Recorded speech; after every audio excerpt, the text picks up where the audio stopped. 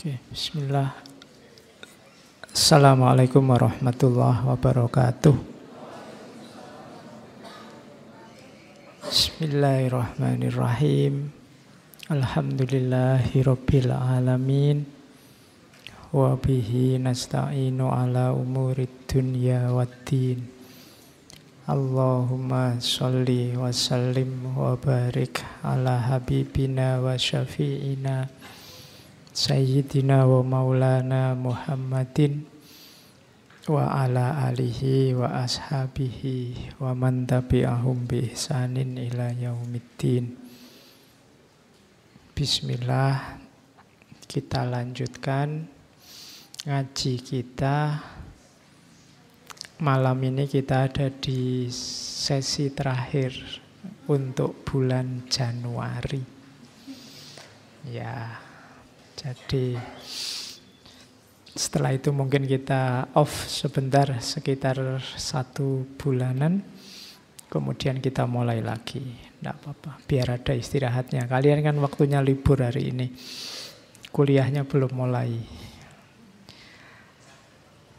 Oke, kita ada di tema tidak terlalu serius, tema santai. Kemarin ada harapan, ketakutan, waktu.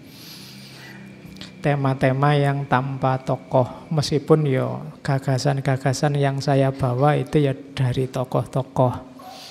Jadi bukan milik saya sendiri.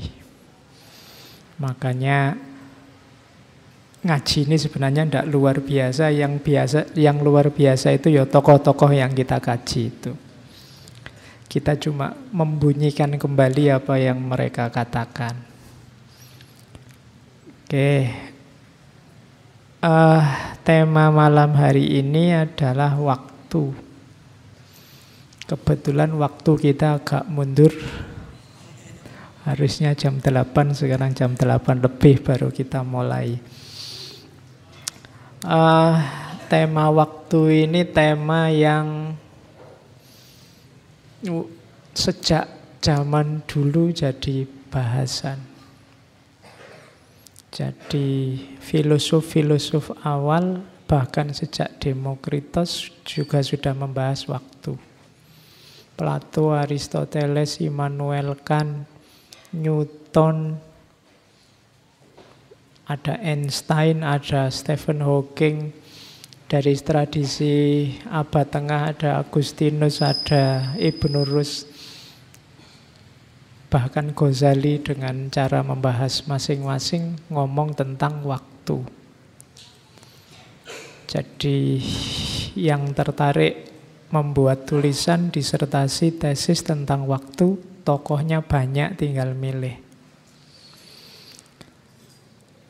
Cuma masalahnya ngomong tentang waktu itu seperti kalimatnya Agustinus itu. Jadi katanya Agustinus, apakah waktu itu jika tak seorang pun mengajukan pertanyaan, aku tahu. Tapi jika seseorang mengajukan pertanyaan dan aku mau memberi penjelasan, aku tidak tahu lagi. Ini kalimat yang jujur dari Agustinus. Kita sering semacam ini. Dalam banyak kasus, dalam banyak hal kita itu sering merasa tahu. Ketika tidak ada orang tanya, tapi begitu ditanya, disuruh jawab, kamu biasanya tolah-toleh terusan. Kamu itu loh teriak-teriak anti khilafah. Khilafah itu apa toh? Kemarin seolah-olah sudah ngerti. Begitu ditanya, apa ya? Kamu rame anti demokrasi atau pro demokrasi. Demokrasi itu apa? Anti itu apa? Pro itu apa? Itu kamu mungkin ya bingung lagi. Seolah-olah kemarin sudah tahu, tapi begitu ditanya tidak tahu. Makanya kalau kalian belajar mantek, bab pertama kitab mantek itu takrif. Definisi. Definisi itu melatih kepandaian kita mendefinisikan sesuatu, menjelaskan sesuatu.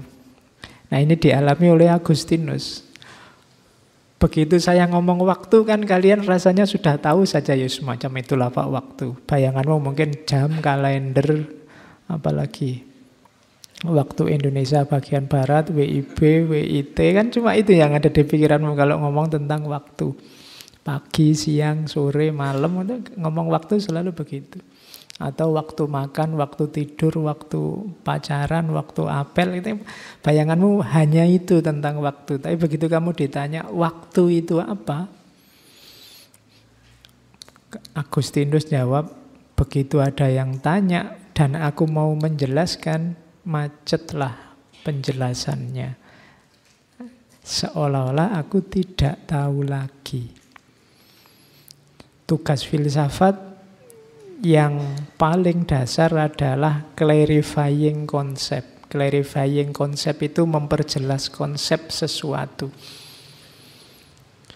Ini persis kayak definisi tadi. Kita sering ngomong, sering diskusi, bahkan sering debat dengan orang. Tapi jangan-jangan kita tidak paham konsepnya, atau jangan-jangan konsepku dan konsepmu beda. Misalnya tentang khilafah tadi, yang sini ngomong khilafah bayangannya kayak dinasti ada rajanya, sementara yang sana ngomong khilafah itu inni ja'ilun fil ardi khalifah. Makanya yang sana ngeyel, nggak boleh kita anti khilafah. Yang sini janganlah, ndak harus, itu istiadatnya manusia kok. Wong beda konsep. Jadi beda definisi. Maka clarifying konsep dulu. Ayo diperjelas konsep dulu. Oke, nah sama kayak waktu ini problem perennial juga. Ayo kita perjelas apa itu waktu.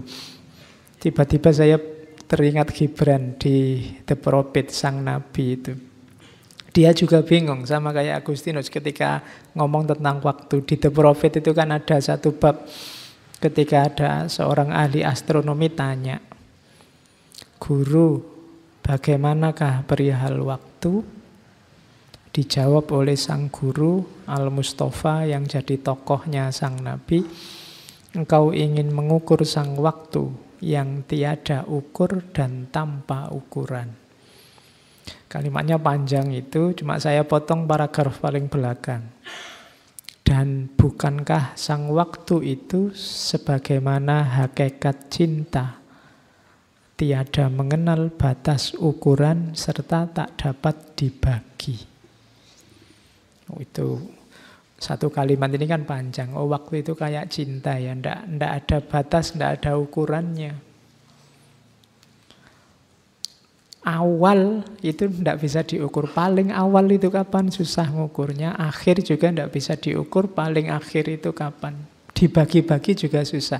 Waktu itu kan kayak kita jalan aja. Sekarang sudah 8:30, tadi jam 8. Mbok ya dibagi-bagi dulu biar waktunya, biar nggak jalan dulu. Yang jalan yang ini aja, yang sini ndak usah jalan, ndak bisa. Sama kayak cinta. Cinta itu ndak ada batasnya. Kalian mau membatasi cinta, ndak bisa. Cinta yang beneran ya. Terus ndak bisa dibagi-bagi. Sudahlah, karena punya 4, yang sini 25%, 25%, 25% itu kalau cintanya tidak bisa dibagi. Orang jatuh cinta itu ya utuh mesti. Nah kalau 4 Pak, ya berarti ini 100, 100, 100, 400%. Oke, ya. Jadi apa itu cinta, Gibran? Apa itu waktu? Ya waktu itu kayak cinta gitu aja lah. Tapi apabila ada keharusan dalam pikiran untuk membagi sang waktu ke dalam ukuran musim semi dan musim dingin, ukuran musim demi musim, maka biarkanlah tiap musim merangkum musim lainnya. Jadi kalau harus dibagi-bagi, termasuk cinta tadi, lampauilah jumlahnya, buanglah kuantitasnya, jadikan satu. Serta biarkan masa kini selalu memeluk masa lampau dengan kenangan. Kapan-kapan kita bahas lagi ya, cintanya Khalil Gibran. Cuma ini menunjukkan, menguatkan Agustinus tadi bahwa waktu itu tidak gampang untuk sekedar dijelaskan.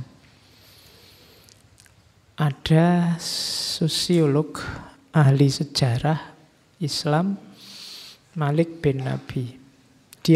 Beliau juga ingin menjelaskan waktu. Ini salah satu tokoh yang kapan-kapan kita harus bahas, karena dulu saya janjikan membahas Malik bin Nabi itu di filsafat sejarah. Cuma ada halangan jadi tidak terbahas. Katanya Malik bin Nabi, waktu adalah sungai yang mengalir ke seluruh penjuru sejak dahulu kala, melintasi pulau, kota, dan desa, membangkitkan semangat atau menina-bobokkan manusia. Ia diam 1000 bahasa, sampai-sampai manusia sering tidak menyadari kehadiran waktu dan melupakan nilainya. Walaupun segala sesuatu selain Tuhan tidak akan mampu melepaskan dirinya dari waktu. Itu Malik bin Nabi. Itu kalimat-kalimatnya menurut saya mudah dipahami ya. Kalimat-kalimat puitis. Jadi waktu, katanya Malik bin Nabi, itu dia mengalir meliputi segala sesuatu, bisa jadi sumber semangat, bisa jadi sumber kamu terlena.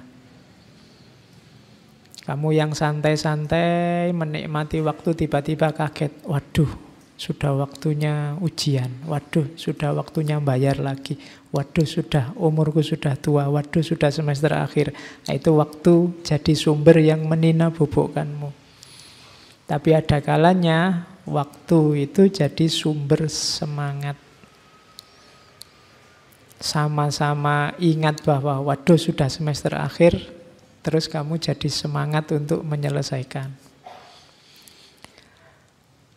Jadi dia punya dua kekuatan yang saling melengkapi atau bisa juga dibaca saling kontradiksi. Tergantung kita memakainya. Nanti ada banyak penjelasan di belakang. Oke, ada mitos tentang waktu. Kemarin kita juga ketakutan bawa mitos, harapan membawa mitos. Sekarang untuk waktu juga ada mitos. Kalau di Yunani mitosnya waktu itu Kronos. Saya tidak tahu ilmumu tentang mitologi Yunani sampai mana. Kronos itu golongan Titan. Titan itu generasi dewa-dewa sebelum dewa-dewa Olympus. Jadi sebelum dewa-dewa Zeus dan kawan-kawan itu, Kronos ini sebenarnya bapak Zeus. Kronos ini anaknya dua dewa, dewa Gaia sama dewa Uranus, dewa langit sama dewa bumi. Dewa Gaia sama dewa Uranus ini punya 12 anak, yang paling muda Kronos, tapi Kronos ini paling jago. Kalau kalian suka main game, saya dulu suka main game di PS2 itu ada God of War.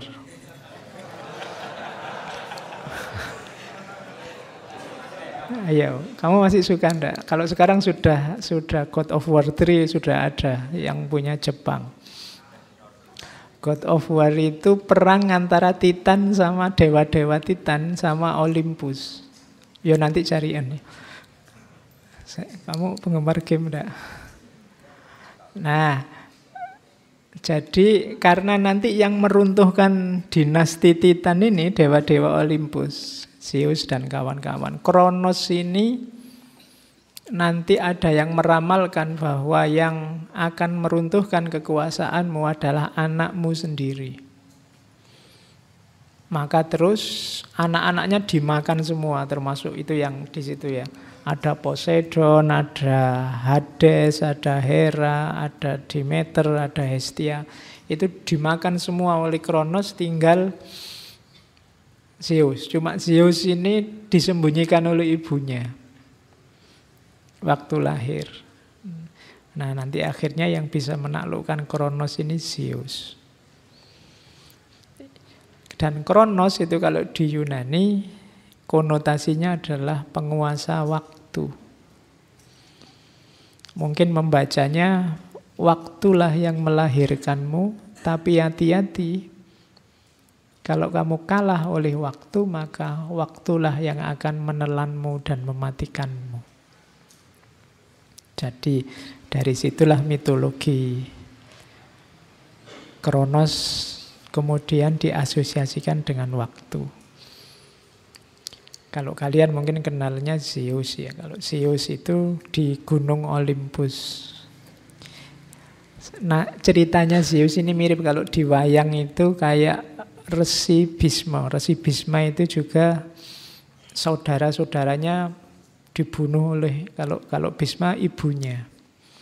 Jadi Bisma itu 8 bersaudara, kakaknya yang nomor 1 sampai nomor 7 oleh ibunya Dewi Gangga itu dibuang ke laut untuk menyelesaikan karma. Tinggal yang nomor 8 Dewa Brata yang nanti jadi Bisma. Ya kalian nonton Mahabharata. Ya, kan nanti Bisma ini kan yang jadi cikal bakal nanti munculnya 2 kubu antara Pandawa sama Kurawa. Oke, jadi mitosnya Kronos. Saya tidak tahu Kronos itu merek apa ya, arloji apa-apa saya lupa. Kalau di Indonesia. Oke, kita lihat dasar, gagasan-gagasan dasar tentang waktu. Yang pertama Plato sama Aristoteles. Ini guru murid, cuma pendapatnya berbeda. Tidak masalah. Mungkin kalau Plato ngerti betapa dahsyatnya Aristoteles, dia luar biasa bangga.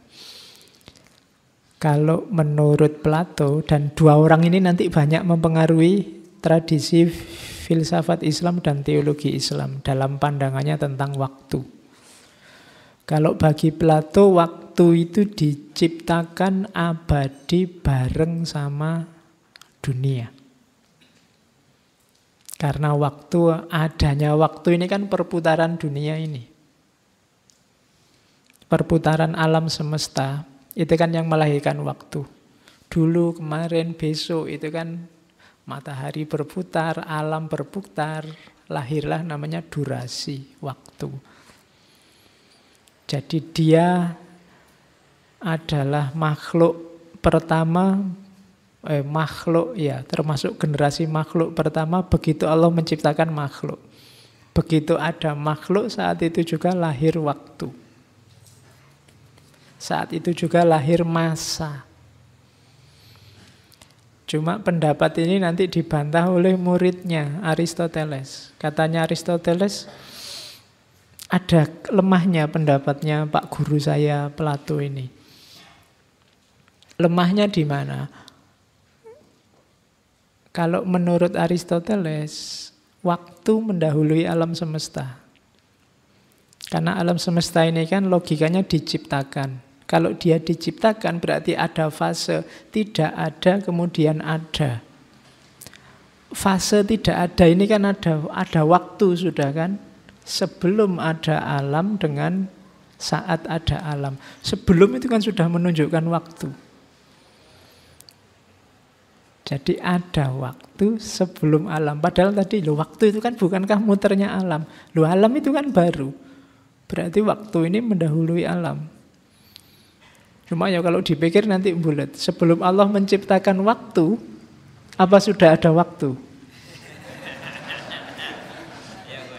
Ayo, susah ya mikir filsafat itu. Dan ini nanti masuk ke para teolog ketika memperdebatkan ciptaan. Ini diantara subjek yang dibahas oleh Ghazali dan nanti dibantah oleh Ibnu Rus di Tahafud dan Tahafud tentang kebaruan alam. Jadi ya termasuk penciptaan alam itu kan penciptaan waktu tadi.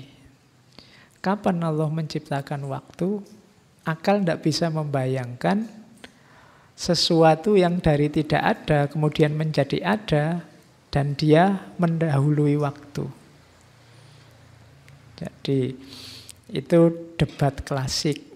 Kalau ini namanya debat metafisik. Metafisik itu dibalik fisik. Filsafatnya namanya filsafat spekulatif. Aslinya gimana? Ya kita tidak tahu. Pokoknya pinter-pinteran saja, cerdas-cerdasan saja. Besok ditanyakan langsung ke Allah.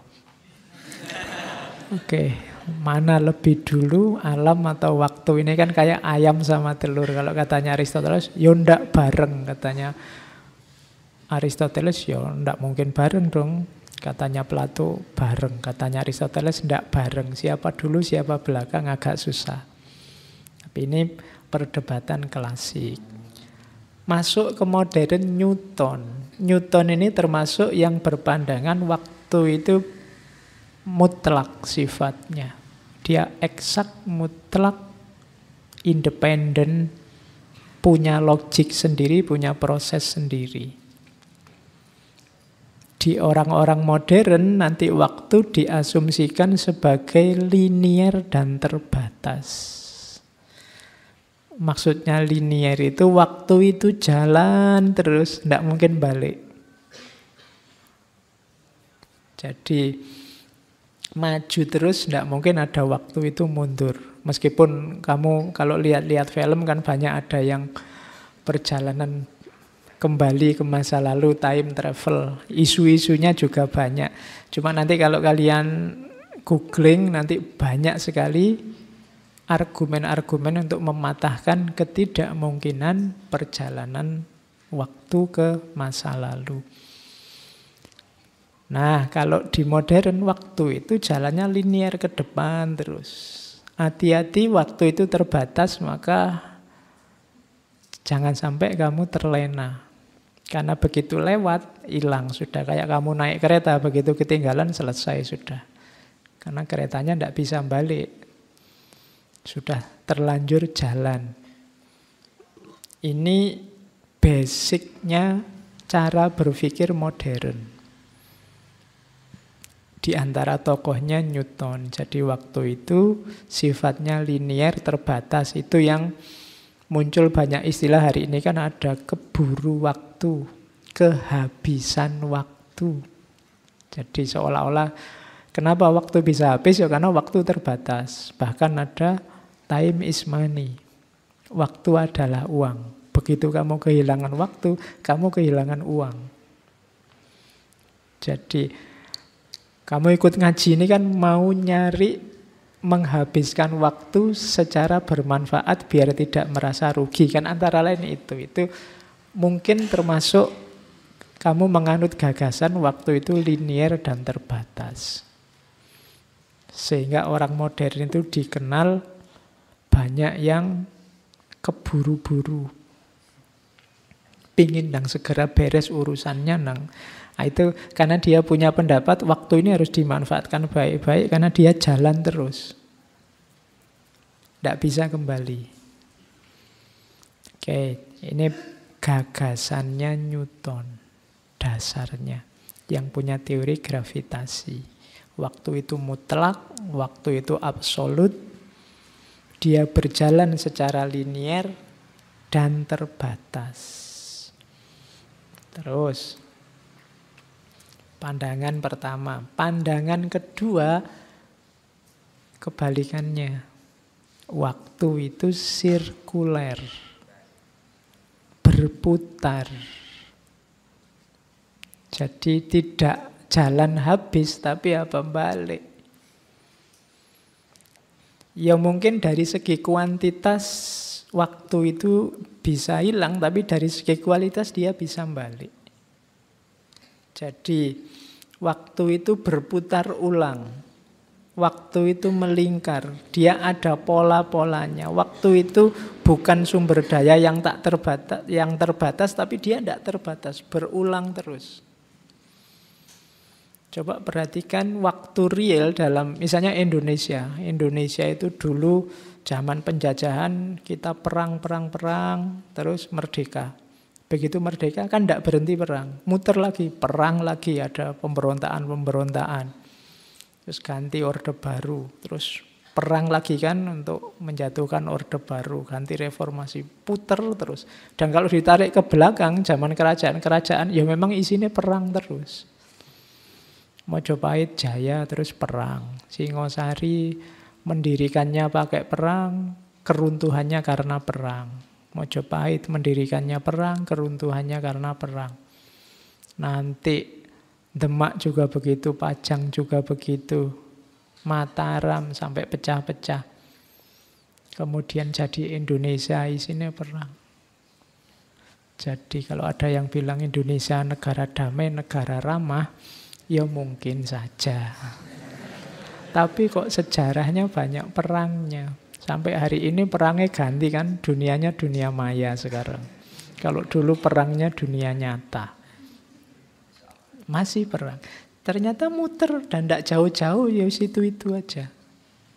Modelnya saja yang berbeda.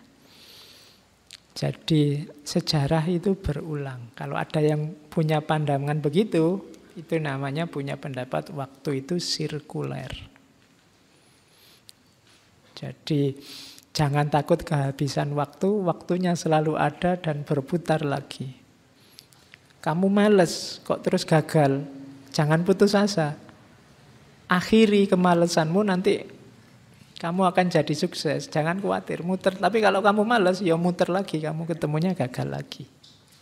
Jadi itu waktu sirkuler. Kalau orang Jawa, ideologi waktu sirkuler ini nanti misalnya jadi pandangan tentang cokro manggilingan. Cokro manggil, cokro itu berputar, manggilingan itu ya berputar, melindas, itu manggilingan. Jadi hidup ini kayak roda, dia berputar, kadang di atas, kadang di bawah. Yang tadi di atas mungkin besok di bawah, yang tadi di bawah mungkin besok ke atas lagi. Itulah hidup. Kecuali rodanya baru macet. Kalau macet atau sengaja dibikin macet sehingga yang di atas terus, yang bawah terus. Tapi tidak mungkin begitu. Tunggulah saatnya cokro manggilingan.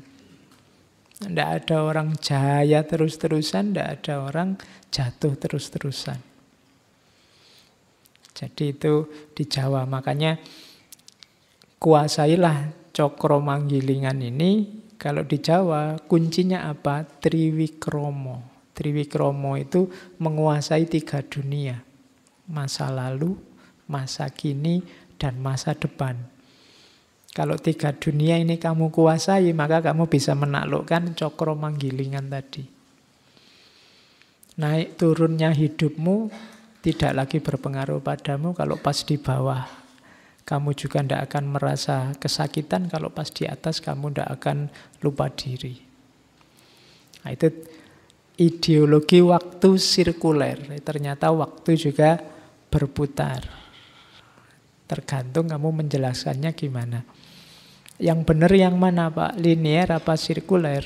Ya kamu butuhnya yang mana? Hidup itu kan begitu. Kalau kamu butuh, pengen efektif, Pak, segera menemukan kesuksesan, mungkin kamu butuh ideologi waktu yang linear. Nah, harus efektif, serius, karena waktunya bisa habis. Tapi kalau kamu mungkin sedang ingin menikmati hidup, sedang ingin santai, sedang ingin bersyukur, nikmatilah alur waktu yang sirkuler. Banyak pandangan sirkuler ini ditemukan dalam falsafah timur, pandangan-pandangan timur. Jadi lebih cocok sama mental timur. Mungkin kita lebih sreg sama yang sirkuler. Tapi kita tetap harus punya senjata yang linear tadi. Karena kalau tidak begitu, ya mungkin kita santai-santai terus. Begitu waktunya sumpek, harusnya bangkit. Alah biasa, Pak, hidup itu kadang di bawah, kadang di atas. Kamu tidak berjuang-berjuang kamu nanti. Ya, jadi cuma jangan kemerungsung maju terus. Tidak apa-apa. Sekali-sekali gagal ya tidak apa-apa. Balik lagi, ditunggu saja, selalu ada kesempatan. Kan ada yang bilang kesempatan tidak datang 2 kali. Nah, itu teori waktu linier. Ya. Iya, lo kalau waktu sirkuler ya enggak. Kamu enggak lolos CPNS enggak apa-apa. Besok ada tes lagi. Loh. Iya kan? Loh, itu kan muter lagi. Nanti ada tes lagi, kamu diuji lagi, enggak lolos lagi. Loh ya ada muter lagi. Loh, itu kan itu sirkuler. Jadi pokoknya pastikan saja rodanya tetap berputar. Kalau rodanya macet, ya nasibmu. Tidak jadi di atas di bawah. Jadi jangan takut. Kesempatan itu datang bolak-balik. Jangan mau dibilangi kesempatan tidak datang 2 kali loh Anda. Pasti nanti ada kesempatan lagi, jangan khawatir. Mungkin bukan kesempatan yang ini, tapi kesempatan yang lain pasti ada.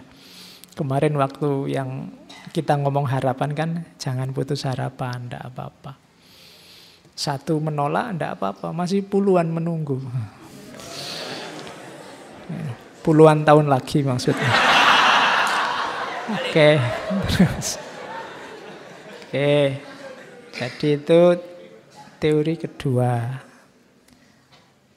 Nah, ada teori juga bagus dari Agustinus. Tadi kan saya singgung ada masa lalu, masa kini, masa depan.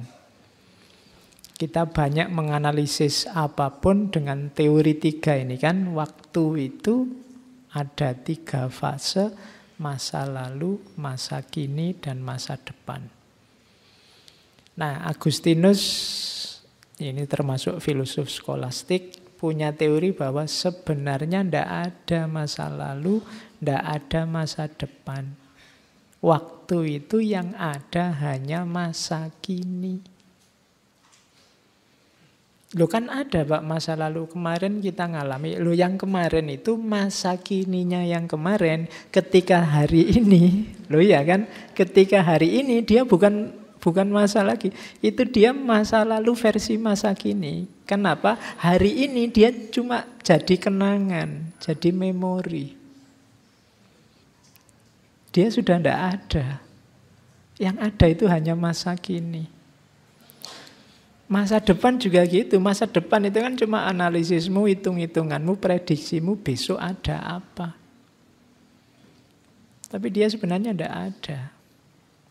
Jadi masa lalu itu tidak ada, masa depan itu tidak ada. Yang ada hanya masa kini.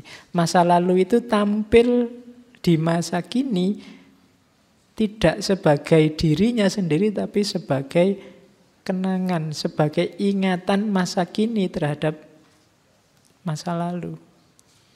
Masa depan juga begitu, dia tampil hari ini tidak sebagai diri, tapi hanya sebagai prediksi, hanya sebagai perkiraan.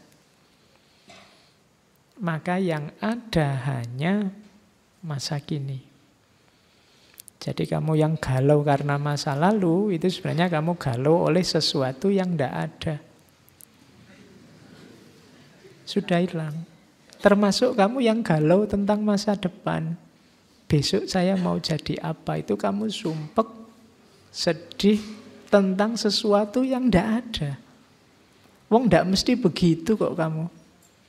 Pak, saya besok jadi apa Pak? Rasanya saya itu suram masa depan saya. Loh kan suramnya itu besok, dan itu tidak mesti suram. Kok kamu sudah sedih sekarang? Gitu loh. Wong itu masih besok. Indonesia kira-kira sekian ribu tahun lagi akan hancur. Loh ya kan masih besok. Lah kok kamu sumpeknya sekarang? Gitu loh. Mbok sudah yang besok urusan besok, yang kemarin sudah lewat. Hidup kita di masa kini. Itu kan maunya Agustinus. Nikmati saja yang sekarang. Sama aja Pak, sekarang juga sumpek. Ya paling enggak kan sumpeknya enggak double 3. Karena masa lalu dan masa depan. Tapi masa kini saja. Sibukkan dirimu dengan masa kini. Dan jangan salah, masa kini itu sesaat lagi akan jadi masa lalu. Lalu itu kan nggak ada rumusnya. Tadi pembukaan ngaji jam 8:15 misalnya, itu sudah jadi masa lalu. Sudah tadi. Jadi kalau kamu galau, ya sudah lewat.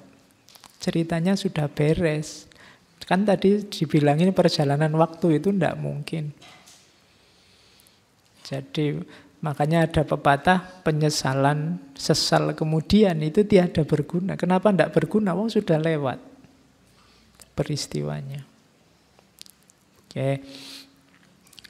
Kan itu kayak ada cerita sufi. Satu ketika ada seseorang yang berkunjung ke rumah seorang sufi yang kaya raya. Orang ini minta pelajaran pada sufi ini. Mbok saya dikasih nasihat. Wah saya kalau ngasih nasihat tidak bakat. Sudahlah saya main nginep sini saja. Nah waktu nginep itu dia dikasih tempat tidur yang menggantung di tengah ruangan. Di atasnya banyak tombak-tombak yang goyang-goyang tadi mungkin sewaktu-waktu bisa jatuh. Di bawahnya banyak ular. Jadi semalam dia tidak bisa tidur ke atas. Waduh, ada tombak ke bawah, banyak ular. Begitu pagi-pagi keluar, loh kok sampean kok lesu, tidak tidur tadi malam. Lah di mana bisa tidur? Wong di atas ada tombak, di bawah ada ular. Loh padahal itu kasurnya kasur terbaik, empuk sekali. Loh, wah saya tidak bisa menikmati. Loh salahmu dewe kok tidak menikmati. Loh saya takut nanti tombaknya jatuh apa ular yang di bawah matuk ke atas. Kan buktinya sampai pagi kan tidak jatuh. Ya kan ularnya juga nggak naik ke atas. Berarti yang membuatmu tidak bisa tidur lah pikiranmu sendiri. Gitu. Nanti kalau jatuh kan paling nggak terasa kan? Ya, kalau jatuh baru dibahas. Kamu belum jatuh sudah mikir jatuh. Ya akhirnya hidupmu tidak tenang. Oke, yaitu pelajaran ini tadi kan. Jadi kiasan tentang fokuslah pada masa kini. Oke, itu pelajaran dari Agustinus. Makanya nanti Agustinus ngajari lagi, terus gimana cara ngukur waktu? Nah, ini juga unik dari Agustinus. Agustinus, kalau kita kan kayak Plato sama Aristoteles debatnya tadi. Kalau kita, waktu itu karena gerakan benda-benda, gerakan bintang-bintang, gerakan matahari. Katanya Agustinus salah. Buktinya apa? Agustinus ngasih ilustrasi Yosua. Yosua itu kalau di Islam Nabi Yusha bin Nun. Yusha bin Nun itu yang melanjutkan Nabi Musa. Jadi Nabi Musa itu meninggal sebelum Bani Israel masuk ke tanah yang dijanjikan itu. Nanti yang melanjutkan perjuangannya Nabi Musa beliau Yusha bin Nun. Yang di teman-teman tradisi Kristiani disebut Yosua. Nanti ada kitabnya khusus, kitab Joshua.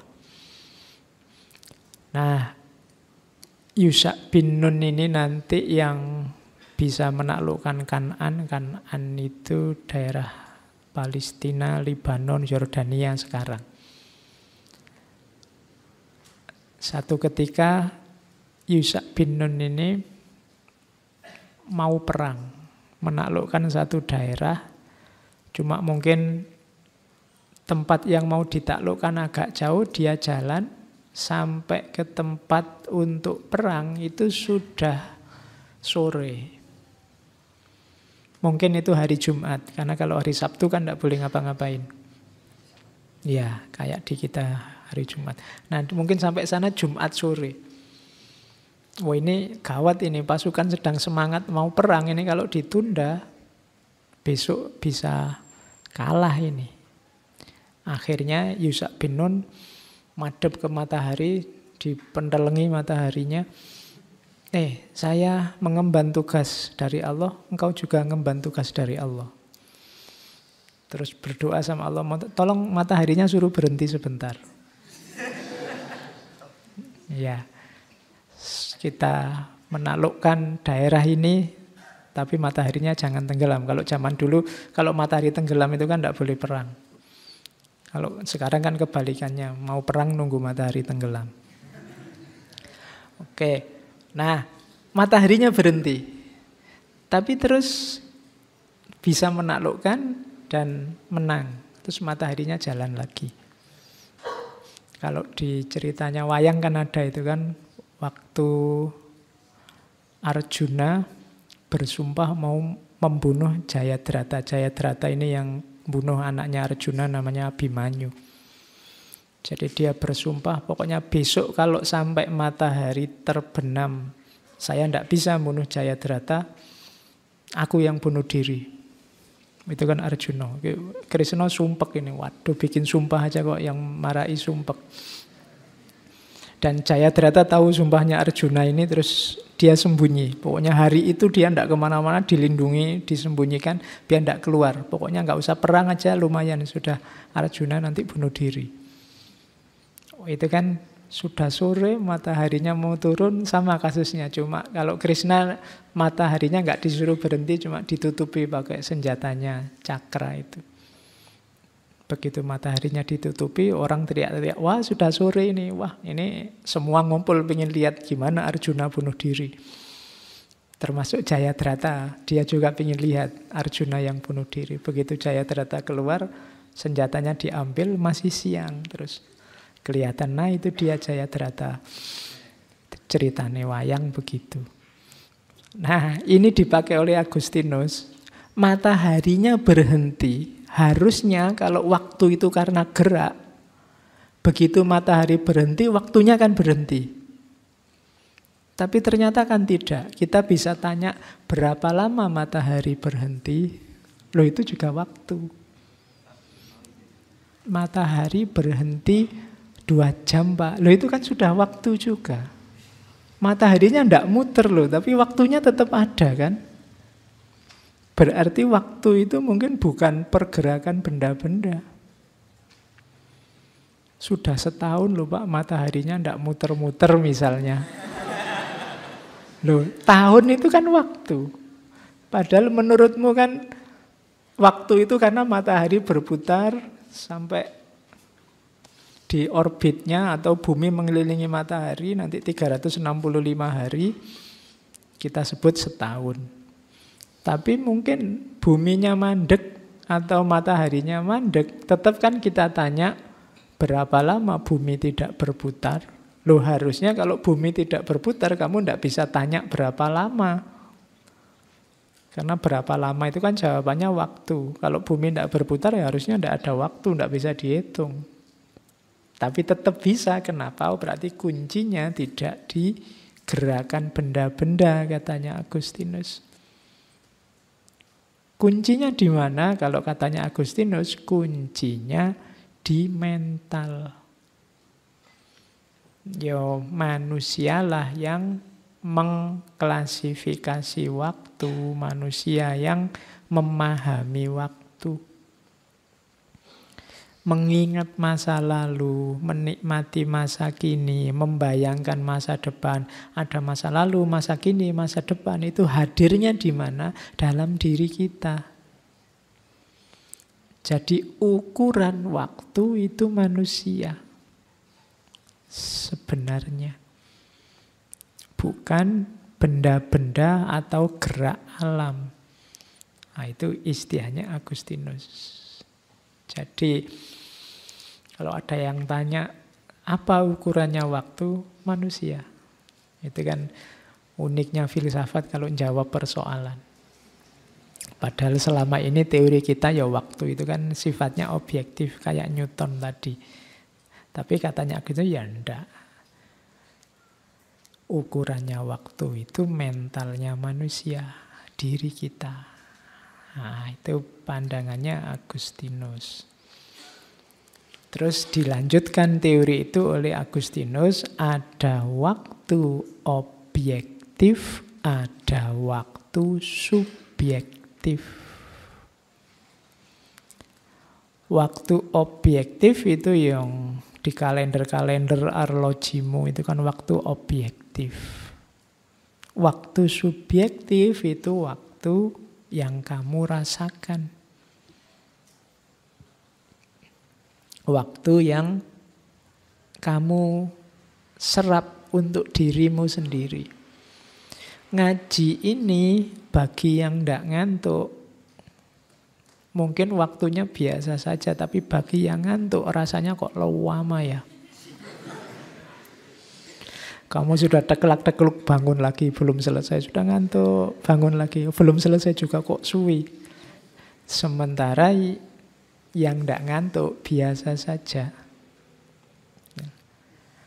Kamu yang ujian tidak bisa jawab, rasanya waktunya kok cepet sekali. Sementara yang bisa jawab ya waktunya cukup-cukup saja. Itu waktu subjektif. Macet di jalan itu rasanya waktunya lama sekali. Tapi ditraktir teman rasanya waktunya cepat. Nah, itu namanya waktu subjektif. Jadi waktu itu ada objektif, ada subjektif. Maka kalau ada temanmu tanya, lama ndak acaranya? Lo itu subjektif apa objektif?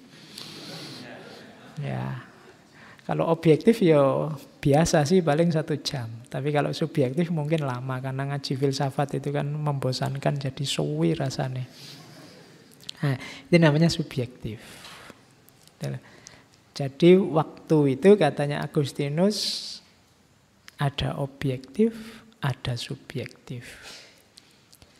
Ya kapan-kapan bikin undangan kan biasanya ada itu waktu tulisan wae subjektif.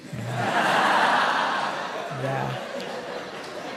Jadi ya dinikmati sendiri-sendiri lah maksudnya ngono.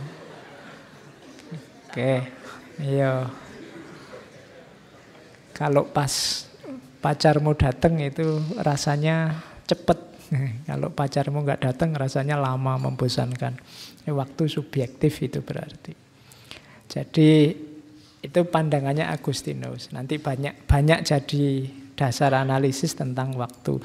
Di situ saya kasih contoh misalnya Ashabul Kahfi. Ashabul Kahfi yang 3,5 abad tidur dalam gua itu kan waktu objektifnya yang 3,5 abad, tapi subjektifnya mungkin bagi yang ngalami Ashabul Kahfinya kayak tidur semalam. Jadi bayangkan kalian tertidur 350 tahun. Kalau ini 2000 ya mungkin kalian tidur mulai abad ke berapa? 17. Jadi mulai abad ke-17, zaman awal-awal modern, Indonesia masih dijajah Belanda. Begitu kamu bangun, sudah kampanye Pak Jokowi melawan Pak Prabowo. Itu kan kamu kaget loh, kok sudah kampanye, padahal kemarin masih dijajah Belanda loh. Makanya kalau kamu sumpek-sumpek tidur aja kayak Ashabul Kahfi, siapa ngerti bangun-bangun sudah Indonesia jaya atau jangan-jangan Indonesia ndak ada besok. Itu Ashabul Kahfi. Itu kan bedanya waktu objektif sama waktu subjektif. Kalau Ibnu Arabi pakai istilah al-waqt atau bi'i, al-waktu, waktu alami dan al-waqt fauqat tabi'i. Isra Mi'raj Nabi Muhammad itu kan ada waktu objektif sama waktu subjektif. Nabi yang mungkin merasakan perjalanannya ya perjalanan jauh, perjalanan berjam-jam, perjalanan tapi objektifnya cuma sangat sebentar. Atau kayak ilustrasi waktu dunia dengan waktu di surga itu kan ada objektif sama subjektif. Di akhirat itu di dunia berapa puluh tahun sama kayak di akhirat sekian hari misalnya. Nah, itu mungkin logika waktu subjektif sama waktu objektif. Oke, ya nanti ini sebenarnya nanti melahirkan banyak sekali teori. Tapi paling tidak kita sudah tahu dasarnya. Penjelasannya pakai waktu objektif dan waktu subjektif. khutbah misalnya, kalian yang selak ada acara, misalnya khutbah Jumat ini kuliah jam 1, khotibnya asik sekali ceramah. Tidak selesai-selesai. Itu kan kamu gelisah dengar khutbahnya. Tapi bagi khotibnya, ini mungkin bagi dia, oh ini materi penting ini kalau nggak tak sampaikan. Ini waktunya terlalu singkat. Ini bagi khotibnya terlalu singkat, tapi bagi jamaahnya terlalu panjang. Itu dua-duanya subjektif. Kalau objektifnya ya kan bisa diukur. Oh setengah jam. Oh 45 menit bisa begitu.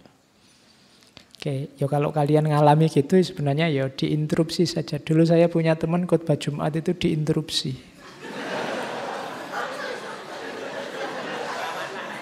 Iya.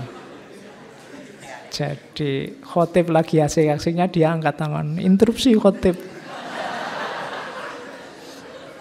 Ya, itu khotibnya kaget itu mesti kan. Dia lagi asik-asiknya khutbah malah diinterupsi. Karena mungkin dia kelihatannya mau keburu kuliah karena khotibnya asik baca khutbahnya, ndak lihat sudah jam 1 kurang seperempat. Oh itu kelihatannya aneh tapi pahalanya besar dia. Iya, yang lain nggak berani aja, padahal yang lain beraninya dehem-dehem. Oke, ya. Nanti kamu ngasih kode arlojinya, kamu ketuk-ketuk gitu kan. Kalau khotibnya tidak paham malah, oh ya waktu adalah pedang misalnya. Oke. Malah nambah materi.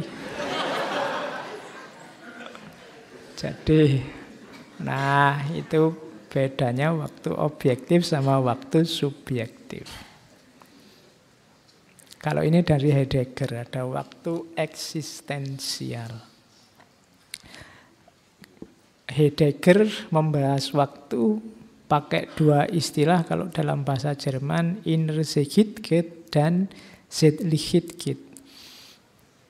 Jadi waktu normal dengan waktu sementara. Buku masternya Heidegger kan judulnya Being and Time.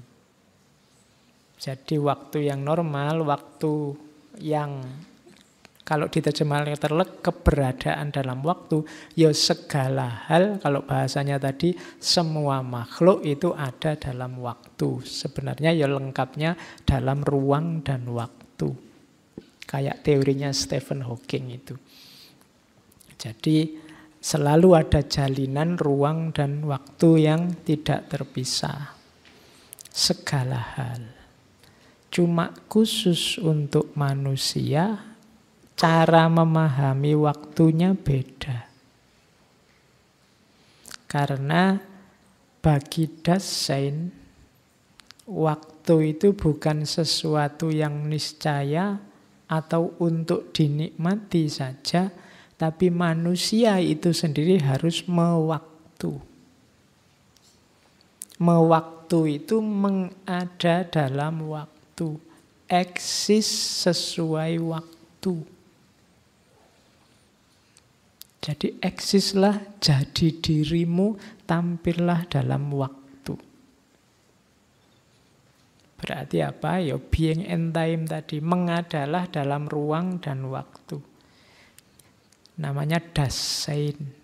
Lawannya Dasein itu Dasman. Dasein itu manusia otentik. Manusia itu otentik. Kenapa? Karena dia jadi dirinya sendiri. Dia punya orientasi hidup sendiri. Dia punya penghayatan hidup sendiri. Punya makna hidup sendiri. Tidak sekedar ikut-ikutan orang lain.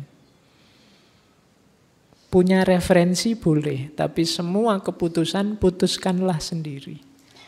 Suka organisasi, mengafiliasikan diri dengan organisasi, silahkan, tapi putuskan itu oleh dirimu sendiri, bukan karena ikut orang lain atau apalagi dipaksa orang lain. Itu namanya eksis.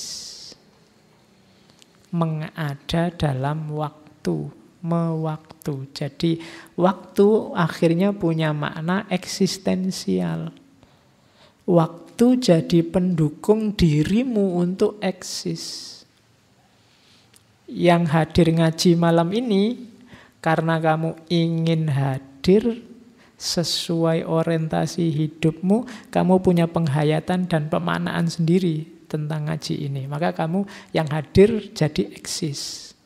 Tapi yang hadir malam ini hanya karena ikut temennya, ndak enak, ndak solider, temanku ngaji kok aku ndak, kasihan dia, jadi aku ikut saja. Atau karena ikut tren, wah teman-teman sakos ini sekarang ngaji semua. Sebenarnya pingin di kamar, serialnya belum selesai, sinetronnya misalnya. Tapi yang lain berangkat, aku ikut berangkat lah. Maka kamu ndak dasein, tapi kamu dasman. Bukan manusia yang otentik. Jadi manusia yang palsu. Dirimu bukan dirimu. Jadi engkau bukan yang kamu inginkan untuk dirimu sendiri. Itu namanya ndak otentik. Kamulah, dan ini manusia yang malang, katanya Heidegger. Wong kamu lahir ndak milih. Nanti sekolah TK, SD ya dipilihkan orang tuamu, agama dipilihkan orang tuamu. Kuliah sampai di mana jangan-jangan juga dipilihkan orang tuamu. Mungkin besok pacar dan jodoh juga dipilihkan orang tuamu. Kamu ndak pernah dewasa, ndak pernah memutuskan dirimu sendiri, kamu ndak pernah eksis. Nanti urusan apa-apa kamu ikut saja. Temanmu kemana, kamu ikut kemana. Lingkunganmu kemana, kamu ikut kemana. Maka kamu tenggelam dalam waktu. Kamu ndak eksis jadi dirimu. Nah ini pemaknaan waktu yang eksistensial. Jadi waktu sebagai kendaraan untuk mengada. Untuk membuat dirimu ada. Nah ini pandangannya Heidegger, filosof eksistensialis. Ada juga biasanya di tengah masyarakat ini waktu sebagai makna dan imajinasi. Contohnya banyak. Jadi waktu itu tidak sekedar dirasakan secara subjektif atau dilihat keberadaannya yang objektif, tapi juga dimaknai sesuai kepentingan, keinginan, ideologi, perspektif manusianya.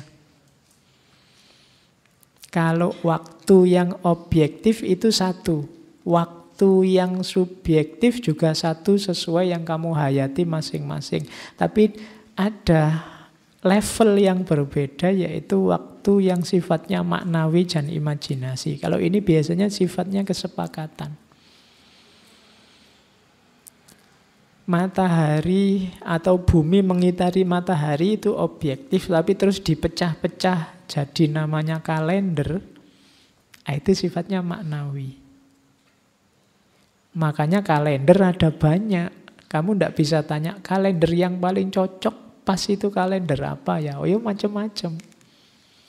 Ada Hijriyah, ada Masehi, ada Jawa, ada Aboge, Asopon. Kamu lihat kalender itu.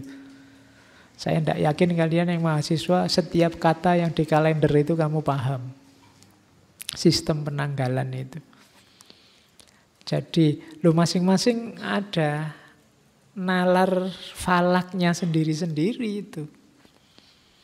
Nah itu contoh bahwa ini nalar maknawi, nalar imajinasi, memahami waktu sesuai latar belakang keilmuan, latar belakang pandangan hidup manusia. Kemudian juga misalnya makna itu ada primitif, kuno, modern. Ini kan manusia yang bikin. Waktu termasuk masa lalu, masa kini, masa depan itu juga manusia. Kalian itu mungkin ada bagian-bagian primitifnya, ada bagian-bagian modernnya, ada bagian-bagian kunonya, itu pasti. Tapi dari mana itu datang? Manusia yang bikin. Itu maknawi. Matahari, bumi mengelilingi matahari pasti.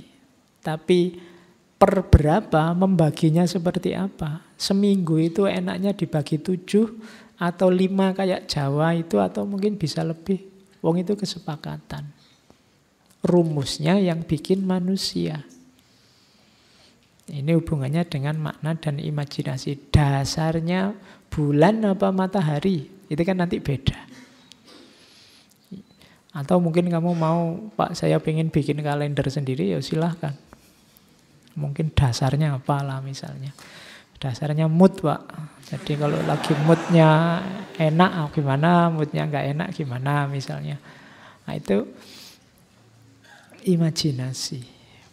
Jadi manusia dengan imajinasinya menangkap waktu tidak dalam detik, menit, jam, hari, tapi bentuknya nanti kalender Masehi, Jawa, Cina, Hijriah. Termasuk nanti melahirkan mitos-mitos. Ada mitos hari aktif, hari libur, itu kan mitos. I hate Monday misalnya. Aku benci hari Senin. Yuk gantiin aja namanya, jangan Senin. Wong nama itu kan kesepakatan. Jadi itu mitos-mitos. Ada mitos weekend sama weekday. Wah weekend mau kemana? Itu kan bikin minder yang tidak punya duit, tidak punya pacar. Nah, sekarang jangan minder, kenapa? Wong itu mitos kok, bikinan. Weekend itu kan waktunya istirahat Pak dari kerja. Enggak. Orang yang butuh banyak istirahat dari kerja itu sebenarnya orang yang tidak menikmati kerjanya. Iya kan? Iya. Kalau Sayyidina Ali bilang ya, kerjaku itu ya rekreasi. Atau rekreasiku itu kerja. Kenapa? Bisa menikmati pekerjaannya. Kalau katanya Marcuse, weekend, logika weekend itu di mana orang ingin bebas dan istirahat, itu hasilnya one dimensional man, hasilnya masyarakat kapitalis.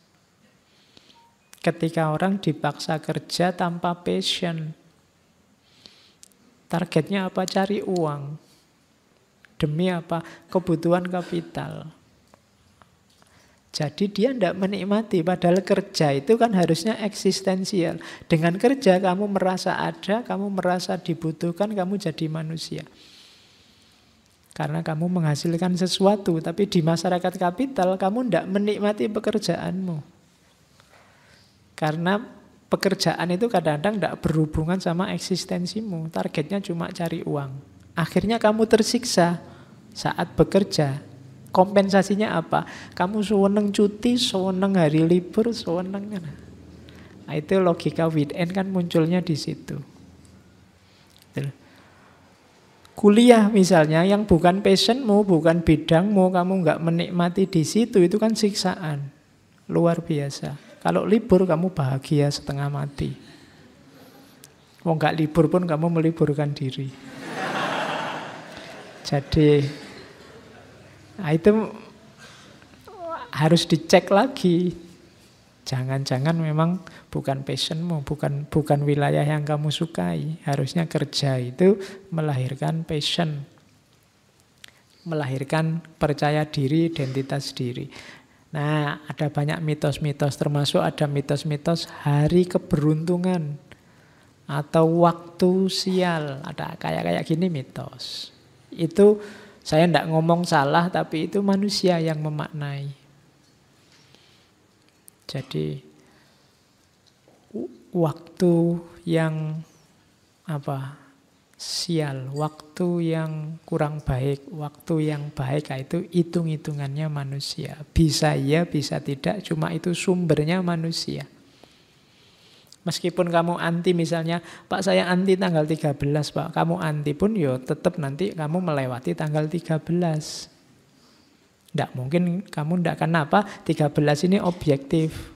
Gitu loh. Kayak kamar hotel, tidak ada kamar yang nomor 13 misalnya. Akhirnya yang harusnya kamar nomor 13 diganti nomor 14.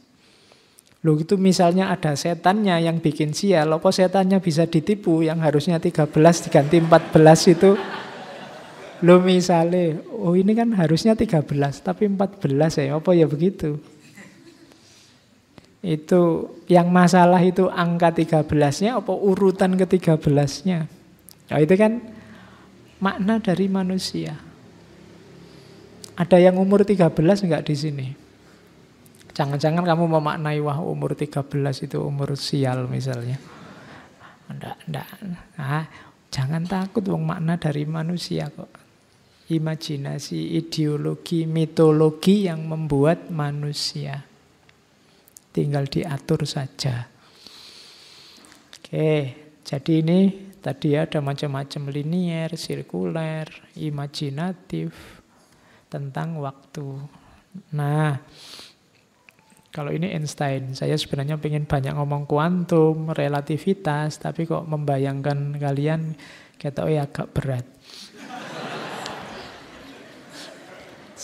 Saya bawakan anekdotnya saja. Jadi Einstein ini sering ditanya orang yang nggak terlalu paham tentang teori relativitas. Dijelaskan sampai ndaki-ndaki juga orangnya nggak paham. Akhirnya Einstein jengkel. Kalau ada orang tanya relativitas itu apa sih? Dijawab gampang-gampangannya gini loh katanya Einstein. Letakkan tanganmu di atas kompor panas selama 1 menit, maka rasanya seperti 1 jam. Lalu duduklah dengan gadis cantik selama 1 jam, maka rasanya seperti 1 menit. Itulah relativitas. Nah, itu penjelasan jengkelnya Einstein. Ini saya bawa yang ini saja karena kalau saya jelaskan relativitasnya yang asli, ada relativitas umum, relativitas khusus, macam-macam nanti kamu puyeng. Yang versi fisikanya. Ada yang lebih dahsyat lagi, Stephen Hawking yang menggabungkan teori relativitas dengan teori ruang waktu, macam-macam. Oke, kita ambil sininya saja. Kalau Hawking saya ambil yang ininya. Hawking itu yang punya teori segitiga kerucut tentang masa lalu dan masa depan. Termasuk nanti sampai pada kesimpulan berarti bintang itu yang kita lihat hari ini nyampe ke mata kita itu berarti bintang yang jutaan tahun yang lalu. Sampai ke mata kita itu sebenarnya bintangnya sudah tidak ada. Jadi yang sampai di kita itu sebenarnya masa lalu. Jadi sesuatu yang berasal dari masa lalu tampilnya sekarang. Itu teorinya jelimet. Kita tafsirkan aja versi ngaji filsafat itu mungkin peringatan dari Allah bahwa ayatnya Hawking tadi mengingatkan kita bahwa apa yang kita jalani hari ini itu pantulan dari apa yang kita perbuat di masa lalu. Jadi apa yang kita kerjakan hari ini akan tampak di masa depan. Itu kayak bintang-bintang. Jauh sudah tidak ada, tapi masih kelihatan. Maka jangan meremehkan yang kamu lakukan sekarang. Efeknya tidak cuma sekarang, tapi jauh sampai ke depan. Nah, itu memaknai secara spiritual bahwa bintang-bintang itu sampai ke mata kita itu dalam posisi dia sudah tidak ada. Itu cahayanya jutaan tahun yang lalu. Nyampe di kita sekarang. Itu analoginya bisa macam-macam, tapi secara spiritual maknanya itu. Bercahayalah seterang-terangnya sekarang, tidak usah khawatir meskipun kamu tidak ada, nanti cahayamu dinikmati orang-orang setelahmu. Oke. Yo. Nah, teori aslinya gimana? Tidak usah saya jelaskan. Nanti geometrinya agak jelimet itu. Teori tentang segitiga kerucut masa lalu dan masa depan. Oke, masih ada waktu kita masuk ke agama sebentar ya. Kita masuk ke Islam. Ada quote yang sangat terkenal dari Imam Syafi'i. Kalian mesti sudah hafal kecuali yang belum. Iya. Jadi al-waktu kas-saif in lam taqta'uhu qata'aka. Waktu ibarat pedang. Kalau engkau tidak memotongnya atau menggunakannya untuk memotong, maka ia akan memotongmu. Jadi kayak tadi ya, waktu itu bisa jadi senjatamu untuk bangkit, menaklukkan dunia, atau justru akan menggilasmu. Kayak Kronos tadi, dia bisa melahirkanmu, tapi dia juga bisa menelanmu, memakanmu. Sebenarnya itu masih setengah. Kalimat selanjutnya, wa nafsuka in lam tushilha bil haqqi syaholatka bil batil. Jadi ini kayak isinya. Bagaimana biar kamu tidak terpotong oleh waktu? Perhatikan nafsumu. Nafsumu itu kalau dia tidak sibuk, nafsu artikan saja jiwamu.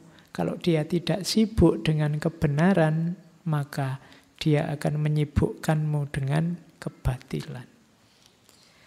Itu kalau maknanya digabung, maka apa? Biar waktu tidak memotongmu, biar waktu tidak jadi sumber kecelakaanmu, sibuklah dengan kebenaran. Itu mungkin sindiran kita hari ini ya. Indonesia hari ini sibuknya dengan hoax. Hoax itu kebohongan. Berarti jiwa kita hari ini sibuk dengan kebohongan. Hati-hati, karena kesibukanmu dengan kebohongan bisa membuatmu terpotong oleh waktu. Maksudnya apa?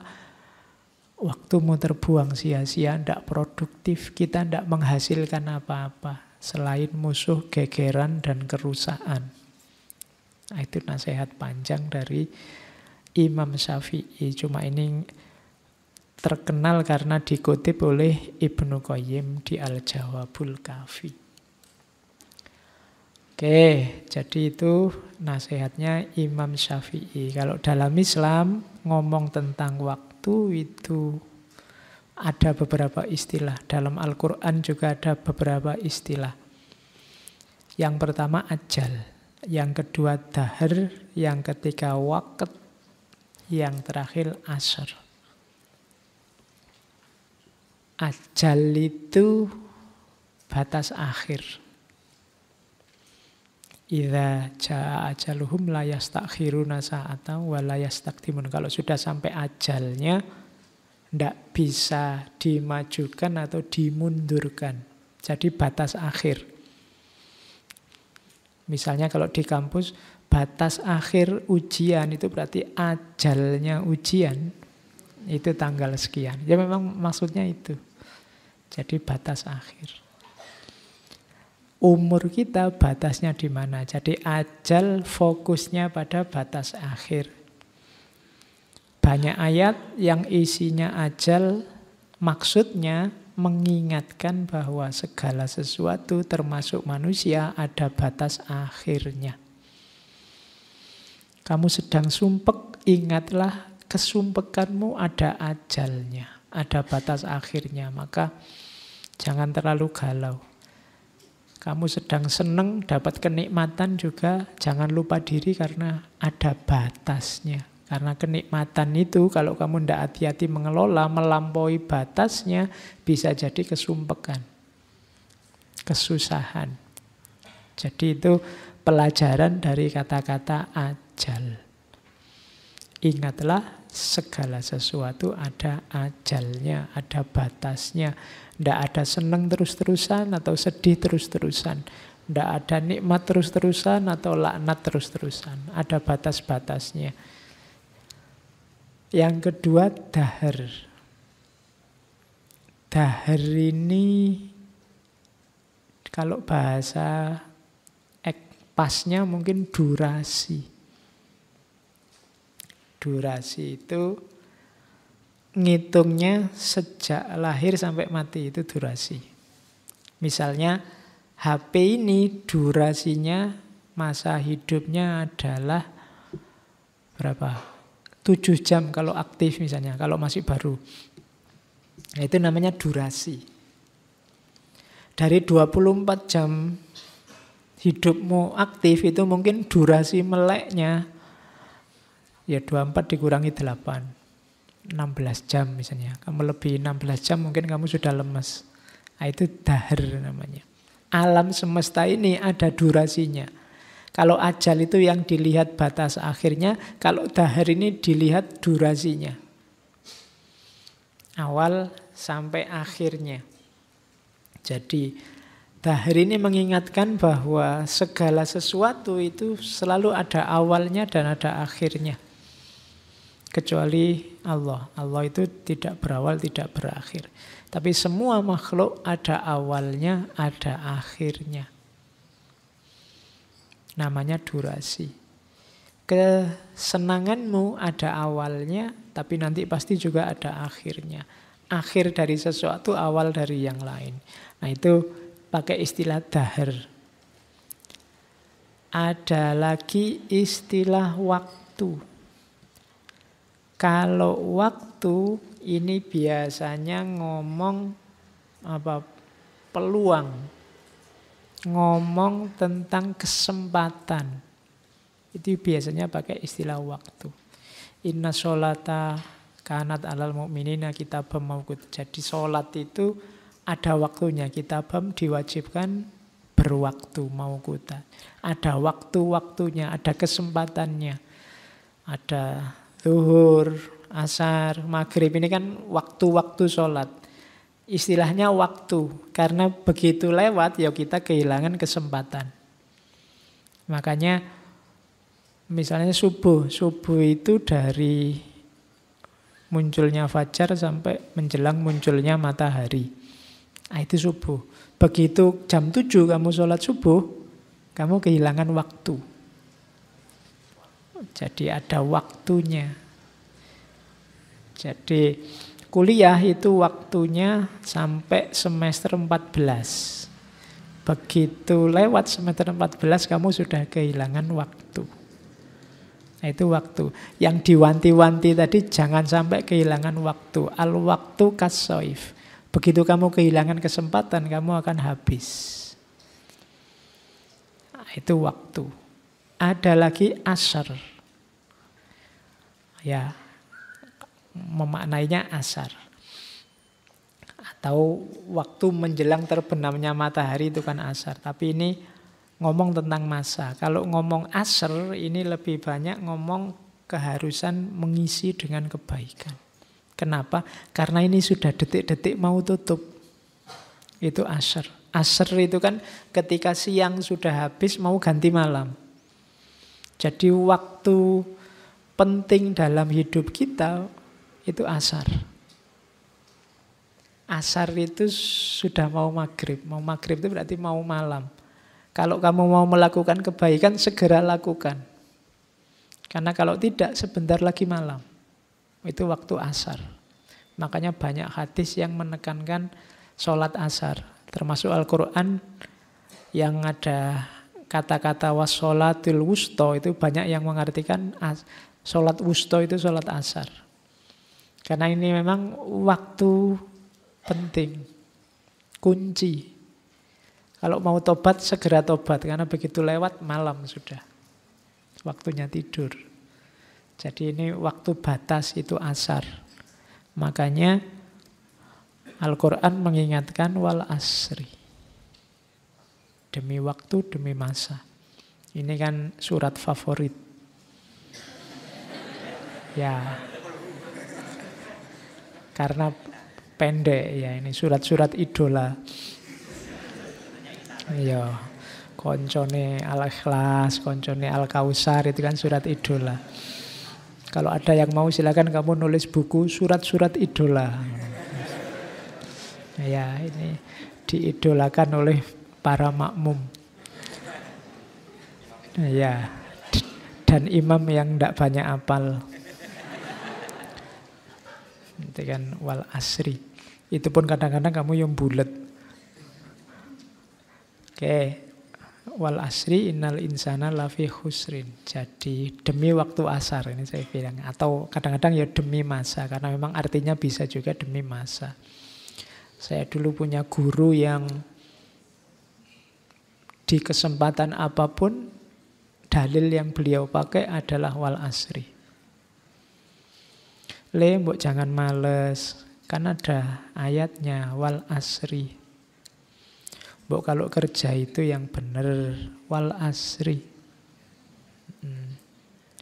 Mbok jangan suka jalan-jalan keluar yang tidak ada gunanya, wal asri.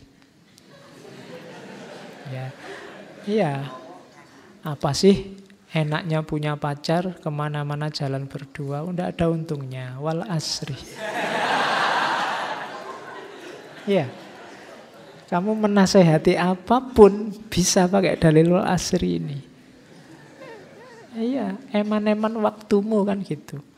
Mbok ya kamu ndang tobat, bukan ayat tobat yang diajukan tapi wal asri.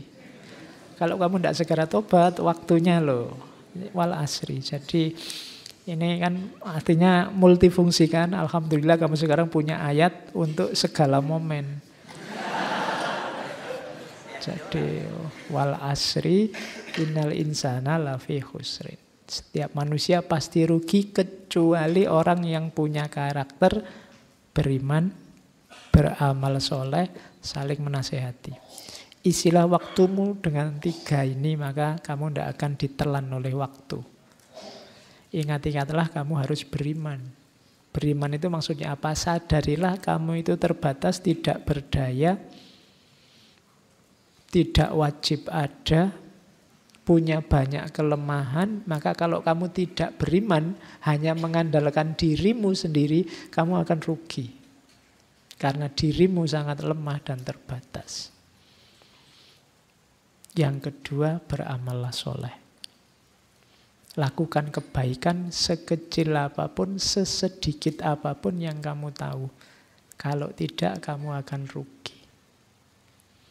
Selanjutnya, saling menasehati tentang kebenaran dengan kesabaran. Kuncinya 3, maka kamu akan jadi orang yang beruntung. Kalau ini ndak, ya kamu akan rugi. Jadi wal asri. Oke, jadi ini dalil untuk sapu jagat opo wae bisa dipakai. Ya kan? Isinya hidup kan 3 itu. Keutamaan puncak, keimanan, amal soleh, muamalah dengan makhluknya isinya 2. Saling menasehati dalam kebenaran dan kesabaran. Sudah, puncaknya cuma itu. Jadi kalian wajib hafal ini. Sewaktu-waktu disuruh sambutan atau khutbah bisa pakai ayat ini. Oke, kuncinya di situ. Oke, saya kasih sebentar dari beberapa sumber. Cara kita wal asri. Manajemen waktu. Jadi yang pertama, ada banyak teori sebenarnya tentang cara mengatur waktu. Saya ambil beberapa prinsip paling dasar menurut agama. Yang pertama jelas manfaat. Lakukan apapun yang jelas manfaatnya. Itu saja.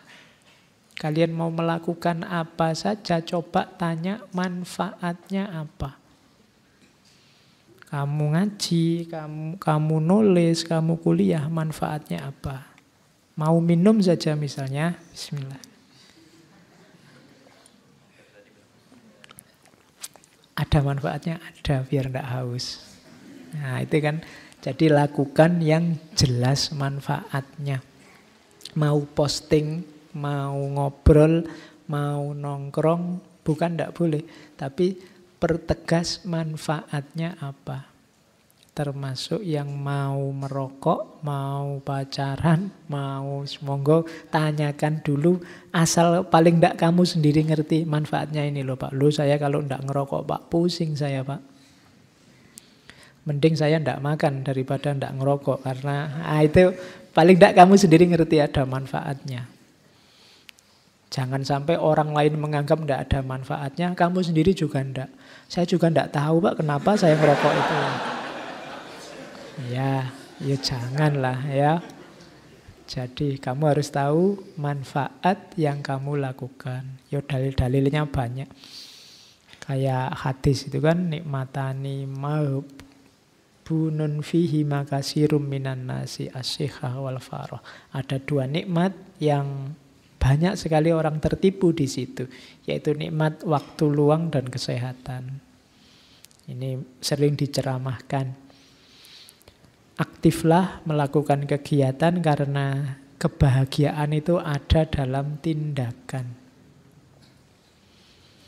Banyak orang ngomong bahwa, kalau saya kaya, saya tidak usah ngapa-ngapain. Hati-hati, tidak ngapa-ngapain itu tidak enak. Yang enak itu ngapa-ngapain. Ya, jadi ngapa-ngapainlah biar enak. Nah, itu yang penting ngapa-ngapainnya tahu manfaatnya. Terus termasuk juga untuk, ada penelitian itu, orang yang sudah tua, banyak yang masih kelihatan energik, sehat, itu nyambung dengan aktivitasnya masih muda. Kalau masih muda, aktif sekali, rajin, itu ketika sudah tua dia tidak bisa diam biasanya. Dan itu lebih membahagiakan daripada ketika sudah tua kamu diem. Tidak ngapa-ngapain, loyo, energinya habis. Kayak baterai sudah tidak bisa dicas lagi. Nah, maka mulai sekarang kamu harus aktif. Dibangunnya mulai sekarang, karena urusannya mental, saraf, dan pikiran.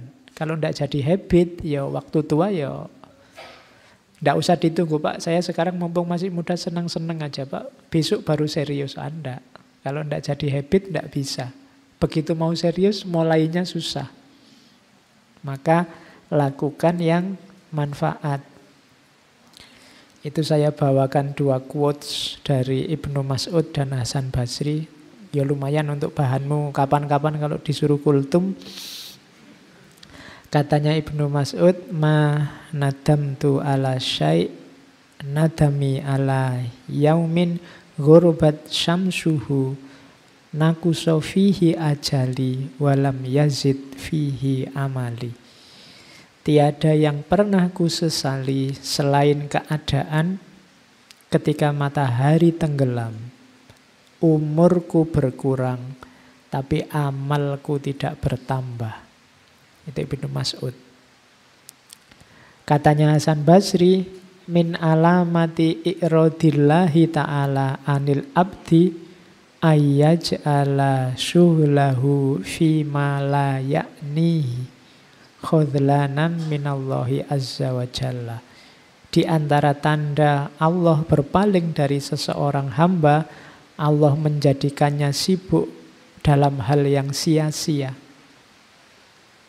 Sebagai tanda Allah mencuekinya, menelantarkannya. Jadi hati-hati kok kalau kalian merasa, saya itu loh Pak, kesibukanku kok tidak penting semua. Tidak ada gunanya semua. Jangan-jangan Allah sedang mencuekimu. Kamu dikasih yang tidak penting. Kenapa bisa begitu? Karena Allah sedang berpaling darimu. Cepat-cepat kembali ke Allah.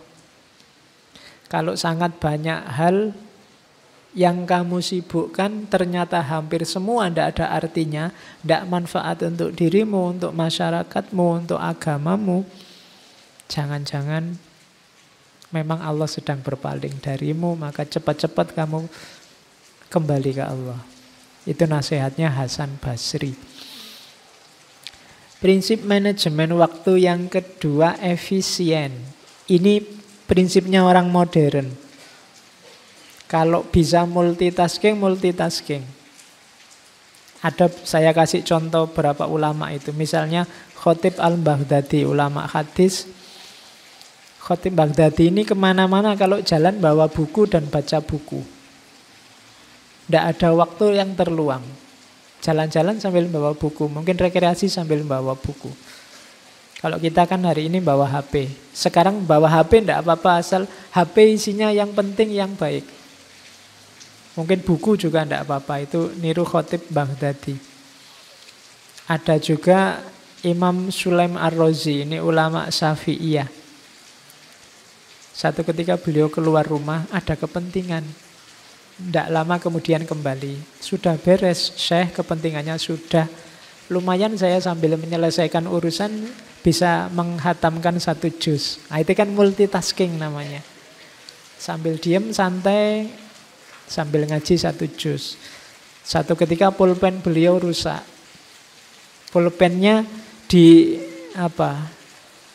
diperbaiki, didandani, tapi sambil dandani pulpen, rengeng-rengengnya ngaji. Untungnya 2, pulpennya beres, dapat pahala. Itu namanya efisien. Kalau kalian kan paling sambil memperbaiki, sambil nyanyi-nyanyi, sambil itu. Ya enggak apa-apa sih multitasking, cuma yang satu dapatnya Blackpink sama idolamu hari ini, Didi Kempot. Oke, terus ya bahkan ada yang saking memanfaatkan waktu, menu makanan dan durasi makan juga dihitung. Misalnya ada ulama Abul Wafa bin Ukail. Ini seorang ahli fikih mazhab Hambali. Beliau ngitung kalau saya makan kering, tidak ada sayurnya, dengan makan yang ada sayurnya, lebih cepat kalau saya makan yang ada sayurnya. Dicerna cepat, kemudian ditelan cepat, dan longgarnya di perut cepat. Itu beliau ngitung kira-kira selisihnya sekitar 50 ayat. Ngitungnya sampai selisih ayat. Jadi maka saya tak makan yang ada sayurnya sajalah. Nah, itu sampai sedetil itu ngitungnya. Oke, yo kalian bisa niru itulah. Saya milih yang ada sayurnya, Pak. Kecuali kalau ditraktir. Oke, yang bahkan ada, ini unik, saya tidak tahu kalian kayak gini juga. Namanya beliau Abul Barokat. Abul Barokat ini kakeknya Ibnu Taimiyah. Itu kalau beliau masuk kamar mandi atau WC, nanti saudaranya yang di luar kamar disuruh nungguin depan kamar mandi WC, cuma disuruh baca buku keras-keras. Jadi beliau sambil di kamar mandi itu sambil dengerin baca buku. Jadi sambil mandi sambil nambah ilmu. Nah, ya kayak kalian sekarang kalau ke WC bawa HP ya. Cuma itu menyusahkan yang ngantri. Boleh diikuti tipsnya ini, nanti kalian di kos gantian. Siapa yang ngantri di luar baca buku keras-keras, biar yang di dalam cepat keluar. Karena kalau semua ke kamar mandi bawa HP, nanti tidak keluar-keluar di dalam. Wong kamu di dalam kan nggak baca, paling main game, kalau nggak gitu ya WA-an, Facebookan. Oke, ya untungnya nggak ada jejaknya ya. Kalau ada jejaknya, wah ini dikirim dari WC ini gitu kan. Mungkin kamu malu. Oke. Yang ketiga, seimbang. Jadi ya atur waktumu. Kebutuhan kita banyak, yang penting-penting juga banyak. Maka pinter-pinterlah mengatur hidupmu, kalau pagi untuk apa, kalau siang untuk apa, kalau malam untuk apa. Itu ada hadis, inna li rabbika alaika haqqon wa inna li badanika alaika haqqon wa inna li ahlika alaika haqqon wa inna li zaujika alaika haqqon. Fa'ti kulladzi haqqin haqqahu. Sesungguhnya untuk Tuhanmu ada haknya, untuk badanmu ada haknya, untuk keluargamu ada haknya, untuk istrimu ada haknya. Berikan haknya sesuai kadarnya. Yo jangan sholat terus di masjid terus. Tapi perawatan badan juga ya. Wong badanmu punya hak. Kalau sudah ngantuk ya tidur, kalau lapar ya makan, kalau haus ya minum. Keluargamu juga punya hak. Istrimu, anakmu juga punya hak. Berikan secara seimbang. Ini manajemen waktu kalau dalam Islam. Ada tips dari Nabi Ibrahim. Dalam suhufnya Ibrahim itu ada kalimat, orang yang berakal, ini hubungannya sama pencari ilmu ya, hendaknya mempunyai 4 waktu. Yang pertama, waktu untuk bermunajat kepada Allah, waktu untuk introspeksi terhadap diri sendiri, yang ketiga waktu untuk tafakkur, merenungi ciptaan Allah, dan yang terakhir waktu untuk mengurusi kebutuhan hidupmu. Jadi kesehatan spiritual, kesehatan mental, dan kesehatan fisik semua diurusi secara seimbang. Jangan mentang-mentang sufi terus dunianya nggak diurusi sama sekali. Kan ada sahabat yang dimarahi karena di masjid terus. Jangan mentang-mentang filosof, filsafat, mikir terus. Diajak ngapa-ngapain nggak mau. Temannya kerja bakti, kamu mikir aja. Nah ya, enggak begitu rumusnya. Imbang tiga-tiganya. Badannya diurusi, mental pikirannya diurusi, spiritualnya juga diurusi. Itu manajemen waktu yang ketiga. Yang keempat, proporsional. Sesuai kemampuan, itu pasti. Ukur kekuatan dan istirahatlah. Khudzu minal a'mali ma tutikun. Ambillah pekerjaan-pekerjaan yang engkau mampu. Fa innallaha la yamallu hatta tamallu. Sesungguhnya Allah itu tidak bosan sampai engkau sendiri yang bosan. Inna ahabbal a'mali ilallahi adwamuha wa in qalla. Sesungguhnya amal yang paling dicintai Allah itu yang istiqomah, yang dawam, yang rutin, meskipun cuma sedikit.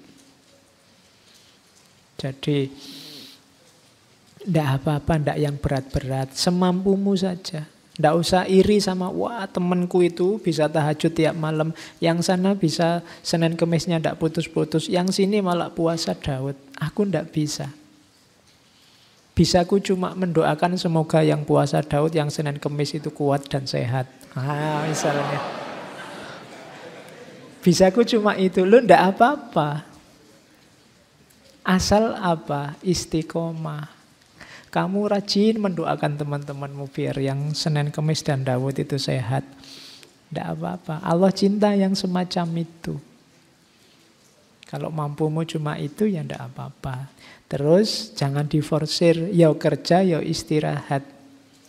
Katanya Imam Ali, hiburlah hati Anda sesaat-sesaat. Karena hati itu jika capek, tidak bisa memandang sesuatu dengan baik. Pikiran kalau capek ya berpikirnya tidak jernih. Hati kalau capek juga tidak bisa jernih melihat kebaikan. Maka ya sekali-sekali piknik. Jangan kurang piknik. Ya, maksudnya apa? Menghibur hati. Ya meskipun kalau kita hari ini kan terlalu banyak hiburan. Kalau terlalu banyak hiburan kalimatnya diganti, ya sekali-sekali serius lah. Oke. Nah, istirahat bukan berarti berhenti, tetapi untuk menempuh perjalanan yang lebih jauh lagi. Ini pepatah dari Cina. Istirahat tidak apa-apa, tapi istirahat itu bukan berhenti. Mengumpulkan kekuatan biar bisa berjalan lebih jauh. Oke, itu saya tertarik hadis ini sebenarnya. Di Riyadhus Shalihin ada. Nanti kalian baca ya, karena hari ini banyak orang yang saya tidak tahu kadang-kadang mencela saudaranya dengan kata-kata munafik. Kamu munafik.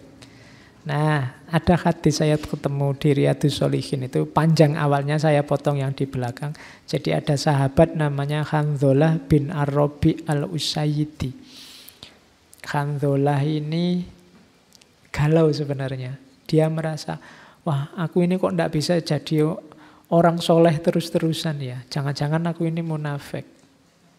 Terus dia mengadu ke Abu Bakar, wah aku tidak bisa jawab, ayo ketemu Rasulullah aja.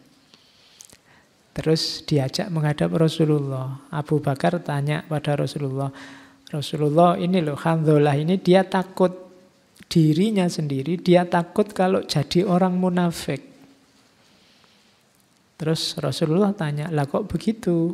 Hanzalah jawab, wahai Rasulullah, kita ini kalau pas bersama Rasulullah, bersama Tuhan, di sisi Rasulullah, terus panjenengan mengingatkan kita tentang surga, neraka, sangat jelas sampai seolah-olah bisa dilihat mata, bisa dilihat telinga. Saya itu rasanya tobat gitu. Tapi setelah keluar dari sisi Tuhan, setelah keluar dari pengajian, kita masih juga main-main dengan istri, dengan anak, mengurus harta.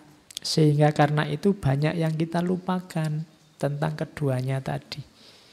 Jadi Hanzalah ini mengeluh, ya kalau pas ngaji, pengajian itu rasanya saya kayak tobat, kayak ingin tahajud terus, ingin puasa terus, ingin dekat sama Allah terus. Tapi nanti begitu pulang ke rumah, sudah mikir bayar kuliah, mikir aduh besok makan apa, mikir kos-kosan, mikir wah kok saya bisa gini ya, jangan-jangan saya ini munafik, kok mikirnya dunia saja.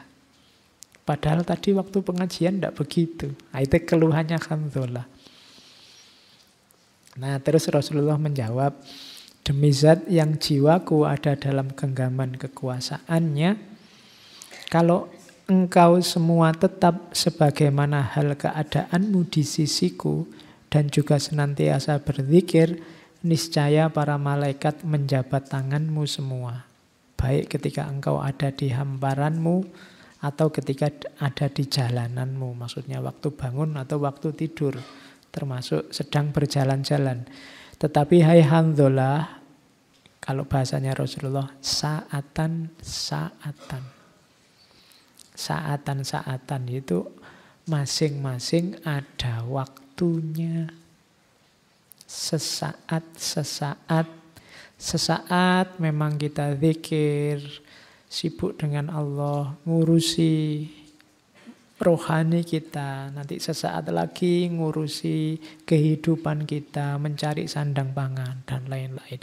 Dan Rasulullah ngomong saatan-saatan ini diulang sampai 3 kali. Saatan-saatan. Jadi tidak apa-apa kita berpikir duniawi, asal tahu waktunya, tahu porsinya. Dan kalau ada orang berpikir dunia, jangan dituduh munafik. Katanya orang Islam, kok kelakuannya begitu, kok yang dipikir dunia. Loh memang kalau pas waktunya mikir dunia, ya mikir dunia. Waktunya ngopeni anak istri, ya ngopeni anak istri. Ada saatnya masing-masing. Nah ini nasihatnya Rasulullah. Saya bawa ke sini kelihatannya menarik. Don't waste time waiting for inspiration, begin and inspiration will find you. Itu itu bukan haji ya.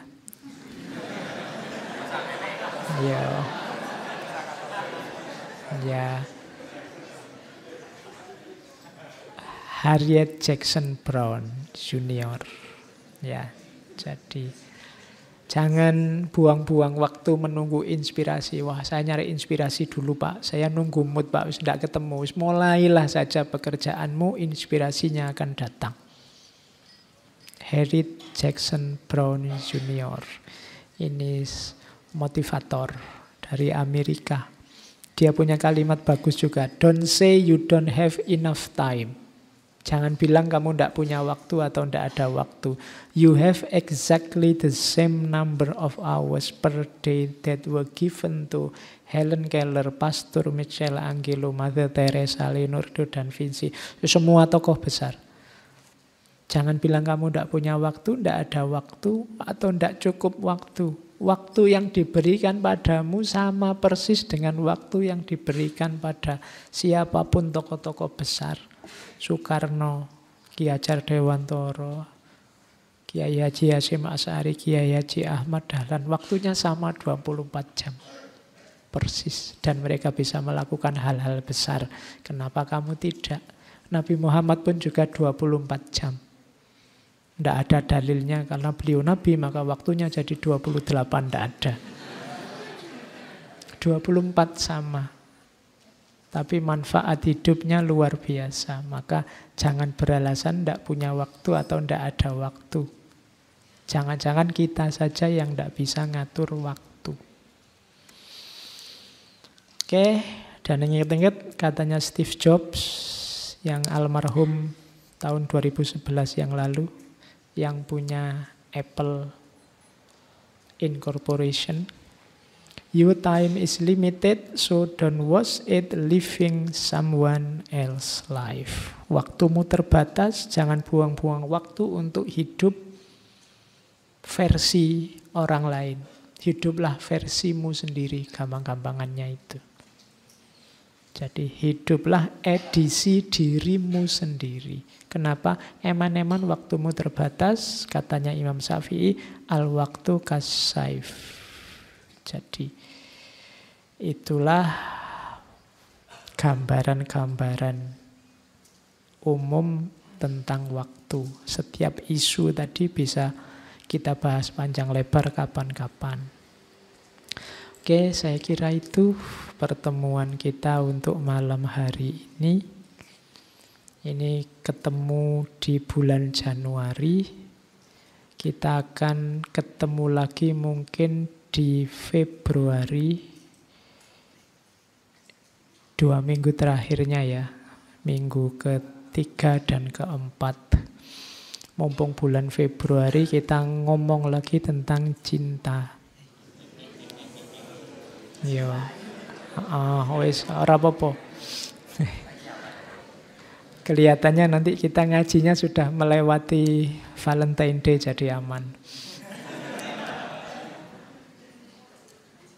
Kita ketemu aja para pujangga muslim ya. Kita angkat